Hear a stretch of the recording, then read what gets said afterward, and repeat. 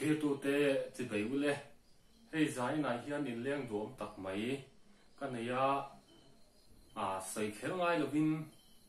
mẹ linh hồ hiền in sẽ mấy ổn đấy ring son squat cho nên là trong mình bùi tên là cần siết lần mùa nè giải này hiền biếng biếc nó hun anh này thấy đó là nhỉ hay master cho nên là kan lo một thiên cha phim chân khá ít tí mi mèo view mới khá khá anh tin nghe ít tí sầu chân đàn khá mình hàng sự thấy nhầm lệ nia hay rồi lâu tắc anh thì han mình lâu sẽ về ta thì thì ra tắc chuan lần bộ cái tung nó mà rồi chú anh thấy lâu vàng khan các bạn đang sầu về ta giải bôi hen dốt nó đang mình dốt lâu la cái đua mình sẽ đàn sấy đồ chuan master cho nên thì sấy từ là ngày ở vàng in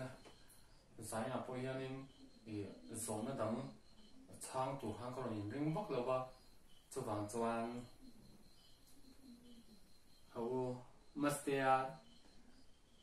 starring cái hồ hi bị chén na giống này đấy ô cái đồ này họ rồi ôi video hi tầm tốt một cái giống này cái sấy tụm ra ôi in long nó cái này là phát triển có rồi chú đều tốt ôi cái bộ tập chum ôi cái bộ tập chum hành tin tập ôm mắm cái rồi phone nó in xem ha sọc sọc rồi cơ tốt là vậy là anh phun thấy trước từ đồ để lâu ô từ phía càng nhiều ring son squat cho nên là cái lần nằm sắp đến các chú in sang cắn phiệt thì nó khá nia mà sẽ khá ròn rùi khóc mấy cho anh hem zan hian duty tour khá mun mồi anh ya mà rồi cho mình lâu thôi ta số tiền khác hơn to xia anh đi làm mình thấy xí là va cho cái mà cameraman tụ cái này mà rồi chú duty ông khác ngay bốc xia script bạc han mà cho cái mà ha duty là mà cái chẳng được tốt mấy thì ôi cái giấy đầu tốt anh đi cái giấy đó lòng thì rất là tốt bây giờ có hai mình phẳng về rồi cái đồ cái từ về khó mà rồi chú tập đi bộ vẫn số nó mi hiểm công trả mà rồi chú mặc điều mấy chú mình phẳng nó thì ôi lâu mấy là nuông thấu mình sửa xe thì anh nhỉ vẫn sẽ lâu mấy là anh nuông lâu thấu vậy thì sau đấy là nuông cái gì cái này đại tính của phù vậy anh nói hết cái gì rồi đó lắm sợi tủ em phải xí đầu cái đập phù em mi tí đàn về cái xe đã trăng hơn anh giấy trầu về bốc xía ơi còn anh dễ làm cần cho mà sẽ signal hit anh đó tụi cái xem có phù rằng hiện signal hiện mình phù quý rồi ơi còn sao đó tụi cái xem nhiều nó ô lá râm hùng à nó làm ngõ thì lá râm hùng là hit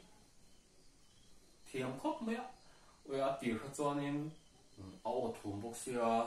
anh đang ôm nghe trong lòng bộ sẽ lâu trong hết sẽ là hết tụi cái này mà rồi chú anh nói improve sau trong là tiếp bộ acting facial express à tiếp bộ anh nói improve sau ấy mấy mà thiềm mà character ấy anh nhớ sợ thế này tin character hắn xây ta cả tuần master ấy phim thu thiềm thì ta cả mi zia ang tura an roll up tur hi pe an roll hi pe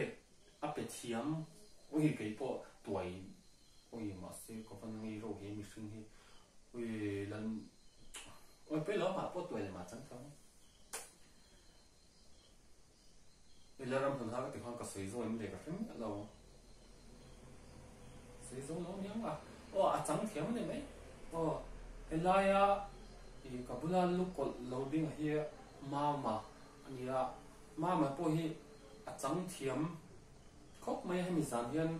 thì a chẳng đàn tụi cái nó phil mi alo ta a lo ngồi rồi rồi kan ti mi alo mà rồi chú mà na a ron play ta cả chú thì hay duty na te po thì cũng có lắm giống giống in anh nói để việc việc lo chụp trang tên nó này về thế này cái tiếng Hàn in nó bằng điều hết te po duty về trang ông ta thì chú ngã cho nên thì hay nó bằng ai ba tên ông lại cho nên nó bằng số thế chú lâu trong về bong bong lâu te tin anh em mò hẳn nó đi lôi khi là ai ba tên ông lại cho nên nó bằng cái lâu trong về lâu tụ tị te em mò ai ba tên anh ngồi thấp tổ chuan nó bằng cái trong tổ lâu tụ thì ai ba tên thì mình mấy á có sắc tụ tị thì ama ai te hiền aron empty ra nè chú chú dâu ram mình bùi te hiền phải xe adu bốc anh thế mà anh riêng son squat đấy cho nên cái mà hi có cũng để lâu tâm tổ hành nhân xem phải dùng dùng để cái lâu thầy tổ là vang dạy hết này hi cái này về tổ cái số là vang cái cái rồi chết vang cái point là bên hành nhân xem đắng lầm hành nhân xem thật em mà thiết hành dưới một hi cái hard sat về tổ cái cần lại hiện cần có về được tổ vàng hiện nên cái hít chú anh nên acting lắm bằng hít chú cả hai sạch đặc biệt là mà là chú mình đang hỗ trợ nó bằng mình hàng u tắc này đàn ba thì vô thì bộ cái này là chân ta hít chú anh mà người chân hít chú anh đi tới mình tia mình thì đủ đạt thì tất cả cái hít chú hành vanilla pe cái dục mù vanilla pe cái say là top đó nè vanilla pe cái hi chẳng thiam thìn chia ang về lại là thiam khóc mấy á thì mà po hi ati tí phim phim po hi ang đều buồn buồn mỗi tí mấy tụ lòng chi hi anh ấy xuống là va cả bộ má cái gì thì tiền thì mà hi ai mẹ các bạn chú thìn chia về là ăn về thì mà sẽ har sat lúc tụ cả thì suốt mà thì hiện nên anh ăn về chín thủy nè nè mà thì giải đông rồi về đến ăn ai hiện nên trong thì đấm địa ya bu lòng thì nó mấy mà cần sát hơn mỗi thủy na ven xuống ở đâm lô nào sẽ các phát tên là mình em còn ai chuan để cái mình có sắc mấy lô thì khó hiện nên mình ngay là thì lộ thủy nè nè